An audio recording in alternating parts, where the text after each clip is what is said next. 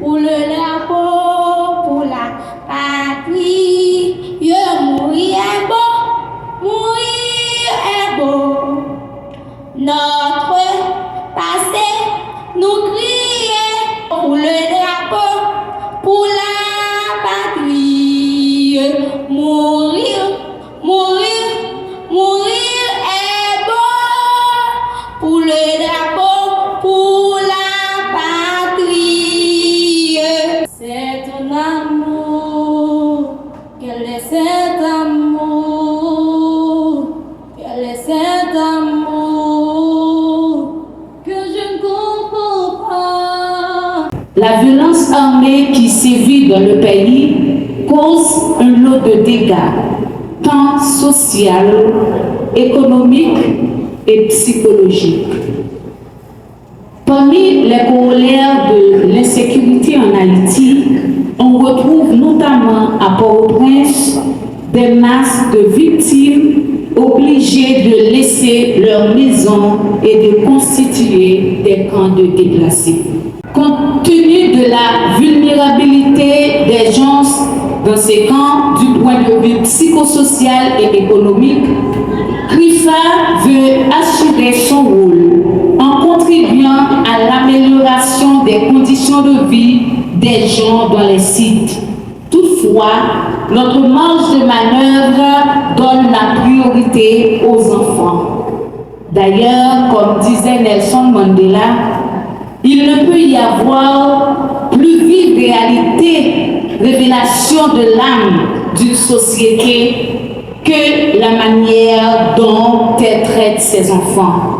Donc, le vrai caractère d'une société se révèle dans la façon dont elle traite ses enfants. Je suis très touchée de voir ces children, enfants, parents et responsables de sites de déplacés mobilisés pour le lancement du projet mis en œuvre par CRIFA, projet de prévention et de prise en charge psychosociale des enfants dans les sites de déplacés à Port-au-Prince.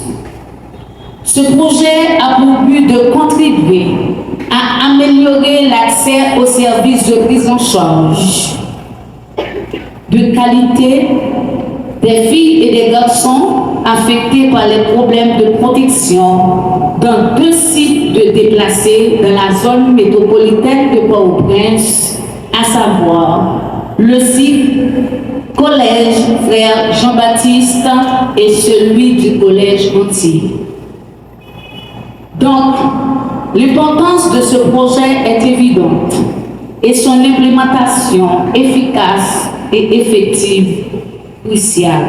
Libérez le potentiel des enfants et vous transformerez le monde avec lui, disait la psychiatre, l'anthropologue et la militante féministe Maria Montessori. À l'instar de Nelson Mandela, nous devons à nos enfants, les êtres les plus vulnérables de toute société, une vie exempte de violence et de peur. C'est un projet qui gagne en pile activités là-dedans, parmi lesquelles nous gagnons des activités de formation. Parce que nous gagnons, dans le projet, ça nous visait accompagner 200 personnes. Donc, c'est permettre 200 personnes dans 2 sites bénéficier de projet ça. Nous avons 100 personnes dans le collège Antilles et 100 personnes dans le collège Frère Jean-Baptiste. Donc ensuite nous avons un nouveau tout qui c'est distribution de kits de dignité. Donc dans le kit de dignité nous connaissons gagné comme c'est article donc et savon, pâte, etc. Et puis on a bien bonbons, lait, tout ça. Donc dans le kit de dignité chaque petit monde a bien droit avec un kit de dignité. Donc on a gagné 4 séances de sensibilisation sur le respect des droits de l'enfance. Donc on a bien 2 séances de sensibilisation qu'a fait dans le collège Antilles et l'autre 2 a fait dans le collège Frère Jean-Baptiste côté que nous allons sensibiliser, déplacer, aider les personnes déplacées internes qui trouvent sous sentiment pour nous sensibiliser sur le respect des droits de Timounio, pour apprendre à respecter les droits de Timounio, permettre l'opinion de passer. Nous avons un dernier volet dans le projet qui c'est accompagnement pour les enfants non accompagnés. Donc, c'est tout le monde qui sont site là, qui n'a pas ni maman, pas de papa. Donc, nous permettons tout le monde de bénéficier de nos frères qui est capable de permettre de retrouver famille.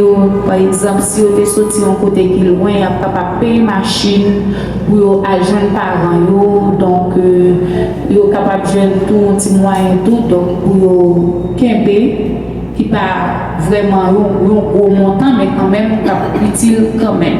Nous-mêmes, dans CRIFA, question de traitement du monde, ça, c'est une priorité pour nous. Donc, comment pour un meilleur traitement? Donc, c'est ça que fait nous-mêmes, nous pouvons fâcher avec ça que les maltraitances des enfants. Ce projet-là, dans le cadre de notre plan humanitaire, avec 4 objectifs, dont le premier, c'est le retour à l'école sûr. Le second objectif qui est la protection. L'autre objectif qu'on a en plus, c'est de renforcer la résilience des familles pour faciliter à ce qu'elles puissent répondre aux besoins des enfants. Et en plus, le dernier qui est vraiment la santé et le bien-être des enfants, que les enfants puissent grandir dans des espaces sûrs.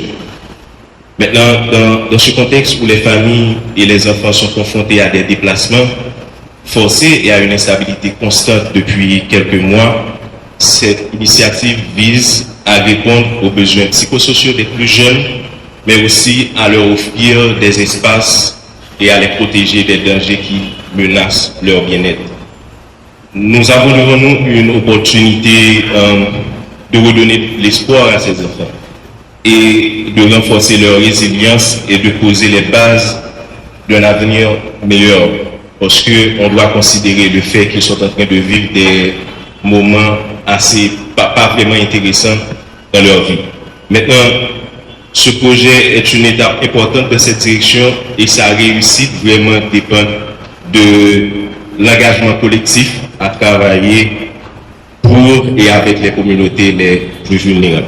Nous arrivons dans un moment là, nous à bout, nous sentons nous pas capables encore. Pour lui à la même dominance, nous pas gagné. Depuis avant, il y a ces coups de balle, ces coups au midi, tout le monde s'est entré, caché comme un petit coin, pour nous ouais, si nous avons des merci Dieu. Mais nous disons bon Dieu merci de protéger nous pendant 12 jours, mais bah, il n'est pas aussi facile pour nous du tout.